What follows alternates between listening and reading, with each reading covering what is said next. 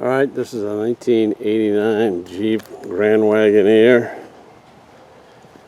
what they call Dover Gray, metallic, with the Team Grand Wagoneer wood siding kit that's been installed. As far as the paint goes, this car was completely sandblasted, actually bead blasted, to prevent warping, and then primed, and then painted base coat, and then with a clear coat on top of that. And then the wood was applied subsequently.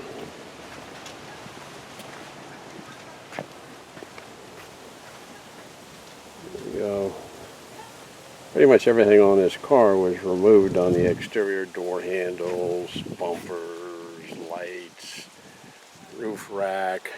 All this trim was removed so it could be sandblasted underneath the trim, polished and put back. And then grill, bumper, new bolts pretty much everywhere. Most everything was stainless. It's been redone. Stainless bolts, stainless screws. Wherever I had to replace something, I replaced it with stainless parts instead of the original steel parts that all rusted. The wheels were done by Wheel Collision Center in Pennsylvania. I've used them 3 or 4 different times. They do an excellent job. It also comes with the Hankook white wall tires. About the only white wall tire left on the market these days. They're just getting harder and harder to find.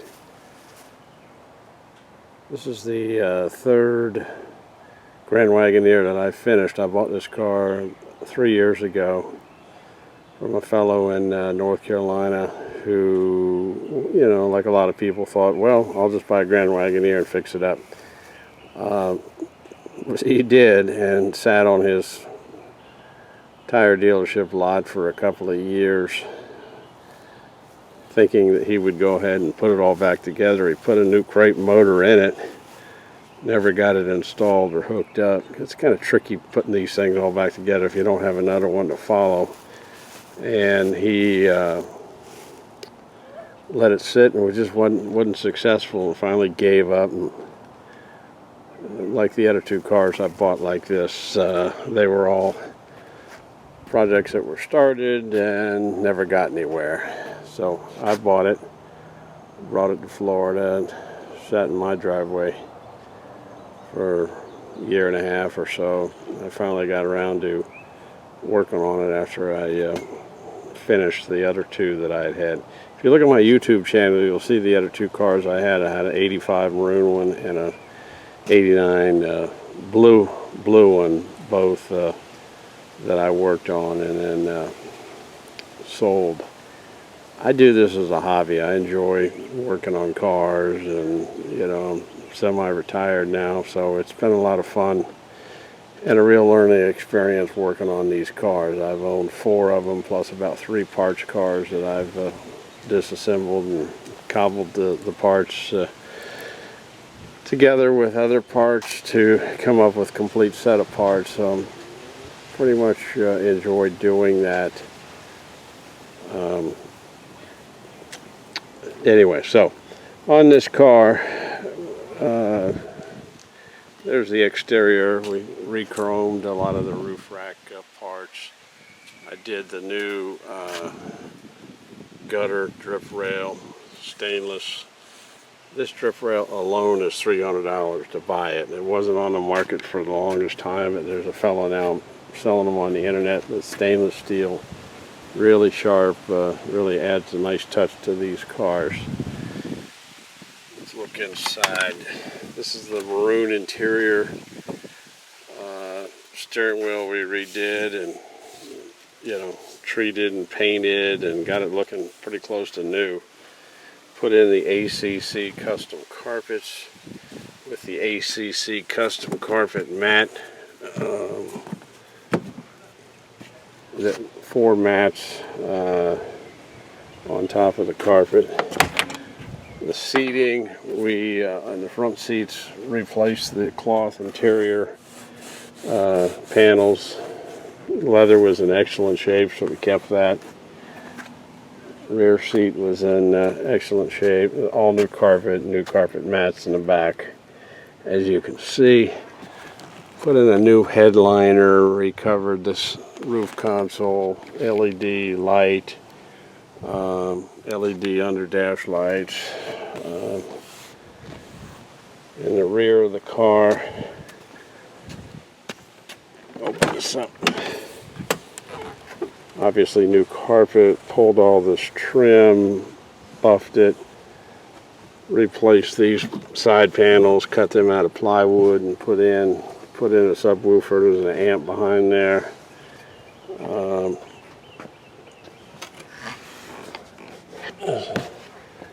The car show I went to in North Palm Beach, we won first place.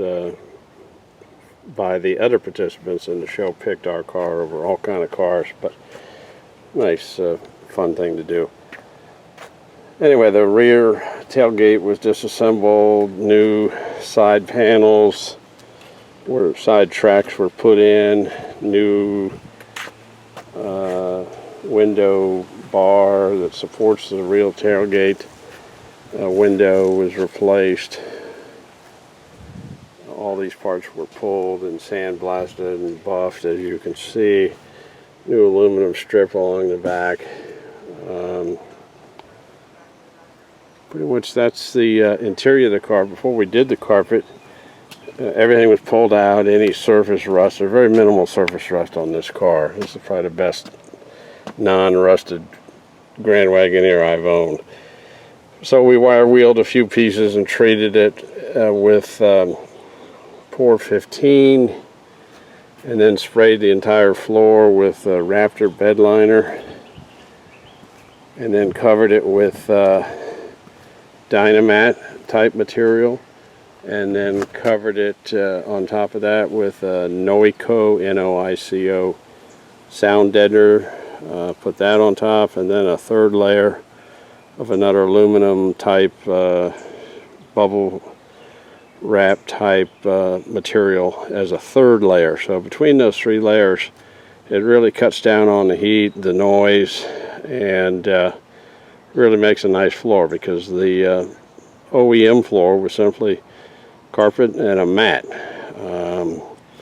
Did the same thing with the doors, on the interior of the doors and the interiors of the rear fenders, so you don't get that tinny sound when you tap on them. They're all solid. They're all redone. Same thing on the roof. We did 3 layers of insulation up there. Makes it much quieter and obviously way cooler. Again, the original roof was simply a headliner and bare steel, so condensation would accumulate, drip on the headliner, and cause it to warp, etc. So that's pretty much it on the exterior. All these locks pretty much were taken apart and rebuilt, cleaned up, sandblasted, painted. I got a nice Pioneer radio in there. Has a special bracket that will hold your iPhone, and it controls the radio through your iPhone if you want. This little guy right here is the Holley Sniper LED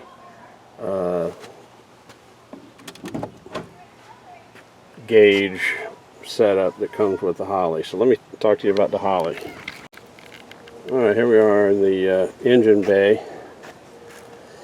Again, this was a new crate motor that the previous owner bought from Advance Auto and put it in here and didn't do anything. I got it. We pulled the motor, pulled the transmission, pulled the transfer case, rebuilt the transmission and the transfer case, new transfer chain.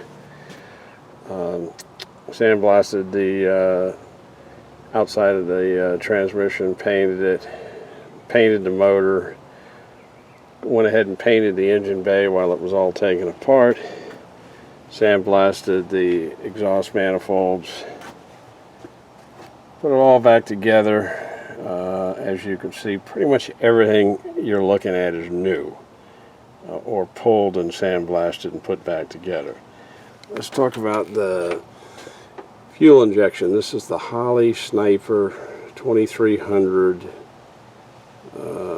fuel injection throttle body kit. The Holley Sniper comes with a computer module built into the base of the throttle body that looks like a carburetor, and then it plug and plays with the Holley ignition system, the Hyperspark box, the Hyperspark distributor, all plug and play with the Holley coil, with the MSD 8.5 millimeter wires.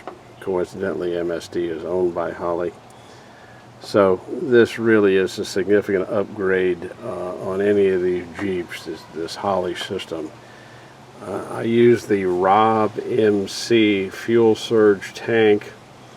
You need either, if you do a Holley conversion, you need a tank like this to compensate for the return fuel to the tank, or change out the return fuel line as well as modify the intake on the fuel sending unit to accept the return fuel. If you don't want to do that, you buy this tank and it kind of does the job for you. So I went with a tank. There's a pump inside there, so it takes the fuel from the regular fuel pump, pressurizes it and maintains it, and then runs the system off of this. I did the stainless steel fuel lines, really well built lines, fuel gauge, pressure gauge there shows you what's going on. These run at about 50 psi. What else did we do here? We did all new hoses, obviously, new air conditioning hoses, new compressor, new alternator, new BJ's off-road shroud, new brake booster, new master cylinder, cleaned up these radiator tank, windshield washer tank, added several relays to bypass the old wiring system, put an extra fuse panel up here for the main components of your Holley and your lighting and anything that draws any significant electricity. On the lighting, I went ahead and put in Hella H4 light fixtures with LED bulbs. These are really nice bright lights. You've got the stock Marshall OEM fog lights on here. On the air conditioning, we replaced the condenser, evaporator as shown before, the lines, new fittings. You can see those fittings. If you have the old fittings, throw them out and get some new fittings. These are the trick to the whole air conditioning system, is these fittings, and getting rid of the old hoses that leak. Also did a new evaporator, lined the hood with a special marine insulating pad with a rubber layer as well. It kind of makes it heavy to lift and open, but it's definitely a nice way to go. Cuts down on the sound of the motor. Let's see, on the steering, we went ahead and new steering box, new rag joint they call it. I don't know, pretty much everything in here has been pulled. New Optima battery, sandblasted the air filter, cleaned it all up. Just looks original. Well, that's pretty much it for the motor. It runs really nice. Let me start it up here, get a rough idea of what I'm talking about.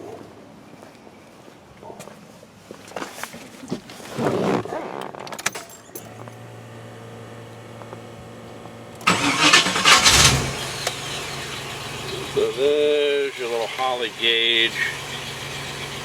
This controls the whole system. It gives you your reading from your oxygen sensor. It gives you your reading from the coolant temperature sensor. It gives you your RPMs, voltage, that type of thing. And then you can program this thing to whatever you want on it to make a lot of changes.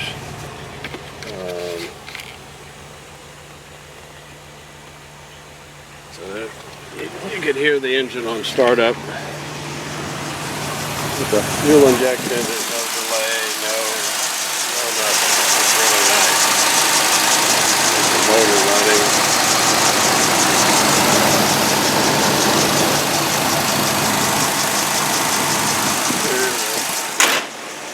Close that up.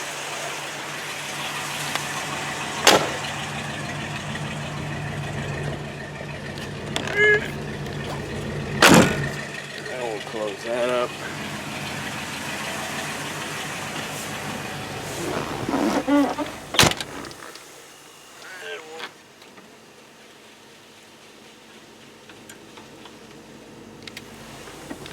Roll up the rear view.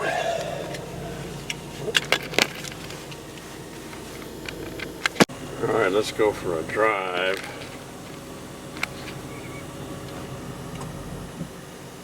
I don't know why we're getting such a bad picture here, but anyway. There's your Holley, there's your we'll go for a little ride here.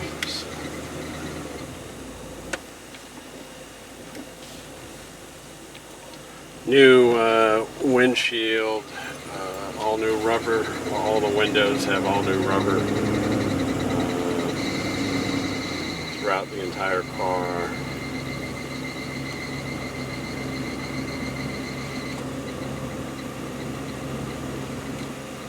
And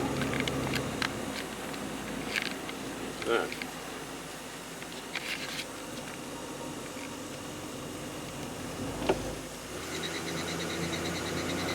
The car runs really smooth. It's got a new fuel sending unit in the rear.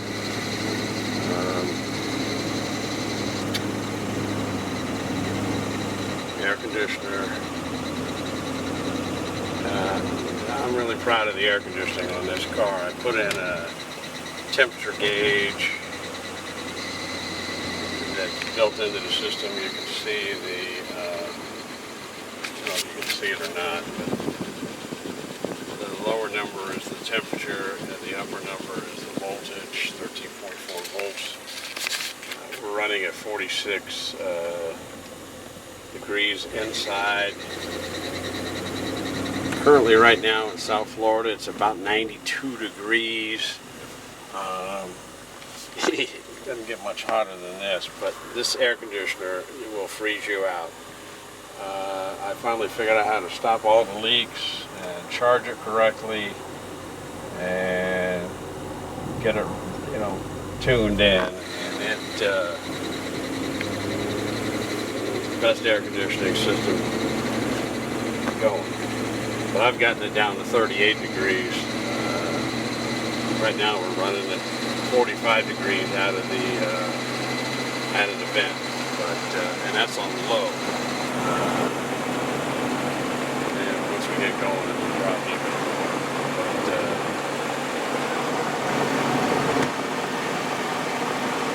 we're doing about 55, 60. Real nice run.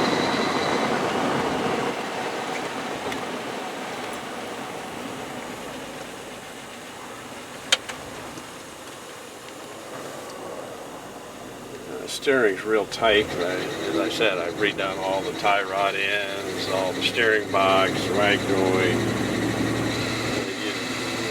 all redone. So it's real nice and tight. Steering column is nice and tight, doesn't wobble.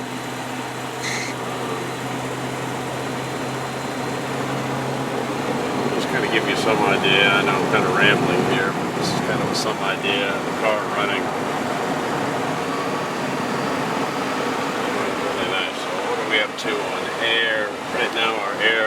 had it have been as 44 degrees on a 92 degree day at about 5:30 in the afternoon here. So,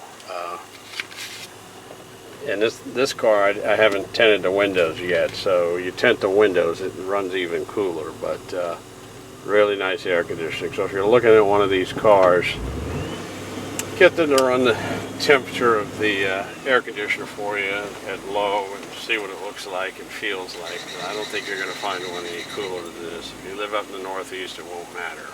But if you live anywhere in Texas or South Florida or the southeastern United States, air conditioning is critical in my mind. So we're still running at about 44 degrees. It's on low, very comfortable inside the car. This car is available in Palm Beach Gardens, Florida. You're welcome to come down and look at it. I've sold 2 similar cars, similar restorations that I've been working on in the last 4 years. This is the last one that I'm going to sell. I kept one more for myself that I'm currently working on, but this is the last one that I'm going to put on the market. It's been a good run. I've really enjoyed working on them. It's a real fun project. Great car.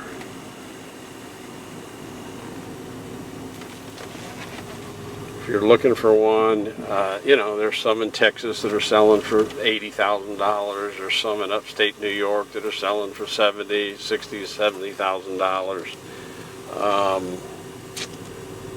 You know, nice cars for the money. I think this is a better deal. But a lot of these people talk about the car. You'll read the ad and they list all the options that the Grand Wagoneer had back in the 80s, and that's great. You know, they list all that stuff. But what you really want to know is what has been done to this car and what is going to need to be done, because if it hasn't been done and you're looking to buy a nice car, you're going to end up replacing it yourself at a very significant cost if you don't know what you're doing.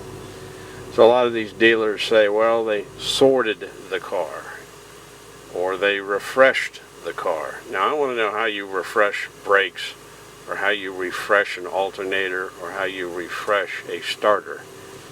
In my world, if it doesn't work, you replace it, or if it's old, you replace it. So all the parts that I've talked about, I've replaced. I don't know, again, what refreshing a car means or what sorting the car means, but they seem to use that language to say, well, we sorted the car and we refreshed. It was refreshed, but I guess you could refresh the leather a little bit by putting some treatment on it, and beyond that, you're talking about replacement and rebuilding things such as motors and transmissions and transfer cases and brakes, that type of thing, and new air conditioning components. Yeah, here we are sitting at an idle. My air conditioner now is at 43.3 degrees, and that's just sitting at an idle, again with 92 degree outside temperature. Well, I think that's pretty much it. I'm open for questions. I really enjoyed working on these cars. They're a lot of fun, get a lot of comments, and again, this has the maroon interior, Dover gray. Some people love the maroon interior, some don't. I've sold one car with a maroon interior, the guy loved it. The other one had the tan interior. Guy loved that. So it's just kind of a personal choice. I'll turn that thing off. All the windows work. The door locks, touch and go. The problem with the door locks is these door locks have a little spring in there that keeps this lock stiff, and if you put a new spring in there, it makes it too stiff and the motor can't shut it. If you get rid of it, then this thing by gravity just falls down in the lock every time you turn away. So electric locks really don't matter, but I'd rather not shut the door and be locked out of the car. So there it is. It's a beautiful car. You know, for the money, I think it's an excellent purchase. You can buy the $80,000 ones in Texas, and you can look at his, you know who he is, I'm not going to name him, but you can look online at his stuff. One thing to look at when you look at his cars, that's the kind of floor mat you get with the $85,000 car, right there. Costco floor mat made by Goodyear. Look at the pictures of his car. He's on Instagram.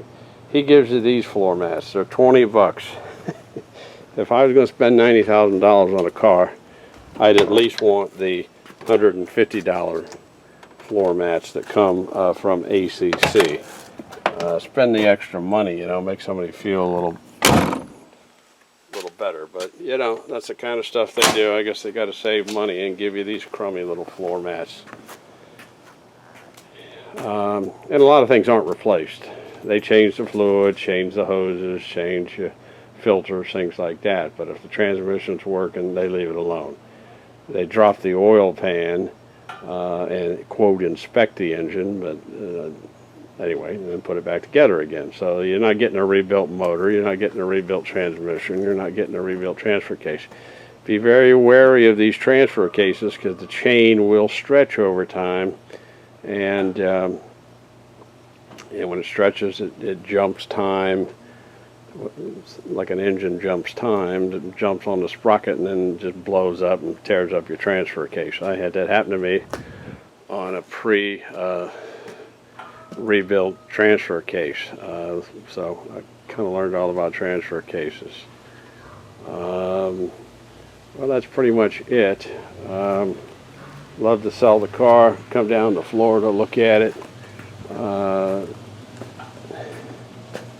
Beautiful car. If you like the gray, it's a nice car. Runs well.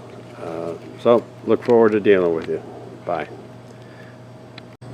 Alright, here's the car back in the old garage, the old workshop, air-conditioned workshop, where the car's been pretty much sitting the whole time. This car has 194,000 miles on the odometer. Since the restoration, rebuild, and all that, I put about 370 miles on the car. So the new motor has 370 miles on it, transmission, all the other stuff, again, brakes, tires, you name it, 370 miles. So pretty much everything's been rebuilt on this car, as I indicated. Following this, I'll show you, I had the car up in the air on my lift, and I'll show you the underside of the car as well. So again, feel free to contact me, and I can provide you with another video or some more pictures. So look forward to hearing from you. All right, I'm going to try to show the underside here and balance the light. So here is the front wheel well frame that's been sprayed with Raptor bed liner. Very good product. Bumper. Anyway, we've cleaned this all up here. There's your rebuilt crate motor engine. Tie rod ends here and here. New shock absorbers with coilover springs. Again, you can see the bed liner material. And then we come along, this is the transmission oil cooler, a little bit more 21st century design than the old ones that went on the front grille. We'll go down here, and you can pretty much see what we're looking at. New brake drums, cylinders, shoes. There's the Raptor again. You know, this has all been, there's very minimal rust. There wasn't a whole lot of rust, surface rust, you know, but you can tell sprayed over rust versus real rust. But anyway, there's the rear axle, again, new shocks. There's the new exhaust system, Walker exhaust, rebuilt transfer case, rebuilt transmission. Fuel line, stainless steel.